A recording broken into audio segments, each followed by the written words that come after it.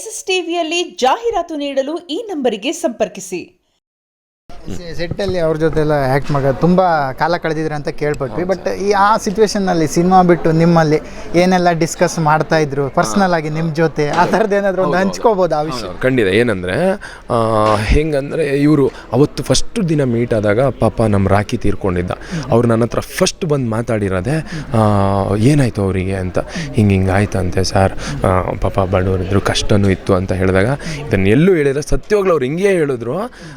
ಆ ಥರ ಏನೇ ಇದ್ದರೂ ಫಸ್ಟು ನಮ್ಮನ್ನು ಕೇಳಿ ಅವ್ರ ಫ್ಯಾಮಿಲಿಗೆ ಏನು ಬೇಕಾದರೂ ಮಾಡೋಣ, ಒಳ್ಳೇದು ಮಾಡೋಣ ಅಂತ ಅವತ್ತು ಅದನ್ನು ಹೇಳಿದ್ರು. ಅದು ಬಿಟ್ಟರೆ ನಾನು ಅವರು ನಿಮ್ಗೆ ಸರ್ ಯಾವ ಥರ ಇಷ್ಟ, ಕಾಡು ಹೆಂಗೆ ಇಷ್ಟ, ನಿಮ್ಗೆ ಯಾವ ಅನಿಮಲ್ ಇಷ್ಟ, ಈ ಥರ ಎಲ್ಲ ಮಾತಾಡ್ತೀವಿ. ಅವರು ಅದನ್ನೇ ಹೇಳೋರು. ಅವರು ಊಟ ಮಾಡೋಷ್ಟು, ನಾವಿಬ್ಬರು ಊಟ ಮಾಡೋಷ್ಟು ಜಯ ಸಿಂಹ ಪಿಕ್ಚರ್ ಬರ್ತಾಯಿತ್ತು. ಸರ್ ನಿಮಗೆ ಕಾಡು ಸಿನಿಮಾ ಅಂದರೆ ತುಂಬ ಇಷ್ಟನಾ? ನಂಗೆ ಕಾಡು ಅಂದ್ರೇ ತುಂಬ ಇಷ್ಟ. ಆ ಥರ ಕಾಡಿಂದು ಒಂದು ಒಳ್ಳೆ ಸ್ಕ್ರಿಪ್ಟ್ ಬಂದರೆ ನಾನು ಮಾಡಬೇಕು, ಆ ಥರ ಇರಬೇಕು ಅಂತ ನನಗೆ ಆಸೆ. ಇದ್ರ ಬಗ್ಗೆ ಮಾತಾಡ್ತಿದ್ವಿ. ನಾನು ಹೆಲ್ತ್ ಬಗ್ಗೆ, ಅವ್ರ ಹೆಲ್ತ್ ಬಗ್ಗೆ ಒಂದಿಷ್ಟು ಹೀಗೆ. ಮತ್ತು ಏನು ತಿಂದ್ರಿ, ಏನು ಮಾಡಿದ್ರಿ, ಹೆಂಗೆ ನೀವು ಇಷ್ಟು ಡೈಲಾಗ್ಗಳನ್ನು ನೀವು ಹೆಂಗೆ ನೆನ್ಪಿಟ್ಕೊಳ್ತೀರಾ? ಅವರೇ ಇಷ್ಟುದ್ದ ಡೈಲಾಗ್ ಹೇಳ್ತಾರೆ. ಅಂದರೆ ನನ್ನನ್ನು ತುಂಬ ಕಂಫರ್ಟಬಲ್ ಆಗಿ ಇಡೋಕ್ಕೆ ಟ್ರೈ ಮಾಡ್ತಾಯಿದ್ರು ಅವರು. ಅಂದರೆ ಈ ಹುಡುಗ ಹೆದರಬಾರ್ದು ಅನ್ನೋದು, ನಾನು ಹೆದರ್ಕೊಂಡಿದ್ದೆ. ಅದನ್ನೆಲ್ಲ ಮರೆಸೇ ಬಿಟ್ರು. ಕೊನೆಯಲ್ಲಿ ಹೆಂಗಂದರೆ ಅಯ್ಯೋ ನಮ್ಮ ತಾಯಿನೇ ಬಂದಷ್ಟು ನಮ್ಗೆ ಖುಷಿಯಾಗೋದು. ಸೆಟ್ಟಲ್ಲಿ ಏನೋ ಭಾಳ ಒಂಥರ ಮ್ಯಾಜಿಕ್ ಇದೆ ಅವರಲ್ಲಿ, ತುಂಬ ಮ್ಯಾಜಿಕ್ ಅವರು. ಒಂದು ಸರಿ ಮಾತಾಡ್ಬಿಟ್ರೆ ಅವ್ರ ಹತ್ರ ಲೈಫಲ್ಲಿ ಮತ್ತೆ ಯಾವತ್ತೂ ಬೇರೆ ಕಡೆ ಹೋಗಿ ಇದಾಗಲ್ಲ ಅನಿಸುತ್ತೆ. ಈ ಸಿಚುವೇಷನಲ್ಲೆಲ್ಲ ಹೇಗಿರ್ತಿದೆ ಸರ್? ಯಾಕಂದರೆ ಅರ್ಜೆಂಟಾಗಿ ಸಿನಿಮಾ ಮುಗಿಸುವಂಥ ಜವಾಬ್ದಾರಿ ಇದ್ದಿತ್ತು. ಬಟ್ ಆ ಸಂದರ್ಭದಲ್ಲಿ ಅವರ ಹೆಲ್ತ್ ಕೂಡ ಅಪ್ಸೆಟ್ ಆಗಿತ್ತು. ಬಟ್ ಆ ಸಿಚುವೇಷನಲ್ಲಿ ಒಂದಿಷ್ಟು ಜನ ಅಲ್ಲಿ ಬೆನ್ನೋವಿಂದ ಬಳಲುವಂಥದ್ದು, ಈ ಥರದ್ದೆಲ್ಲ ವೀಡಿಯೋಸ್ ವೈರಲ್ ಆಗಿತ್ತು.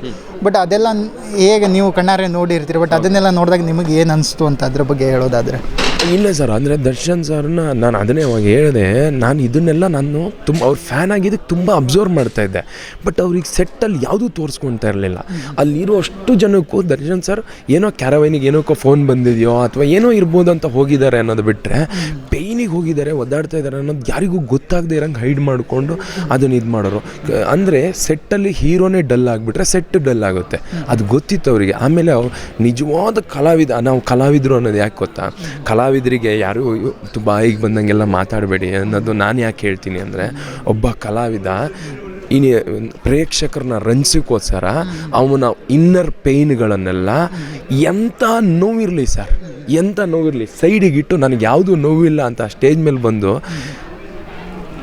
ಇನ್ನೊಬ್ರನ್ನ ಖುಷಿ ಪಡ್ಸೋಕ್ಕೋಸ್ಕರ ಒದ್ದಾಡೋದು, ಆ ಒದ್ದಾಟ ಇದೆಯಲ್ಲ ಅದು ತುಂಬ ಕಷ್ಟ ಸರ್.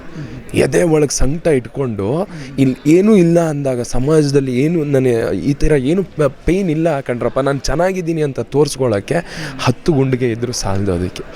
ಅದಕ್ಕೆ ಕಲಾವಿದನೇ ಸಾಧ್ಯ. ಅದನ್ನು ತುಂಬ ಚೆನ್ನಾಗಿ ಲೈವ್ ಆಗಿ ನೋಡಿರೋ ನಾನು ಅದನ್ನು ಯಾವತ್ತೂ ಅದನ್ನು ಕಲಾವಿದ ಅನ್ನೋ ಸ್ಟೇಜನ್ನು ಮೀರಲೇ ಇಲ್ಲ ಅವರು ಬಣ್ಣ ಹಚ್ಚದಲ್ಲಿಂದ ಬಣ್ಣ ತೆಗಿಯೋ ತನಕನೂ ಆ ಪಾತ್ರಕ್ಕೆ ಅವ್ರು ಹೆಂಗಿರಬೇಕು ಸೆಟ್ಟಲ್ಲಿ ಹಂಗಿದ್ರು. SSTV ಸಿನಿಮಾ ಜಗತ್ತಿನ ಕ್ಷಣ ಕ್ಷಣದ ಸುದ್ದಿಯೊಂದಿಗೆ.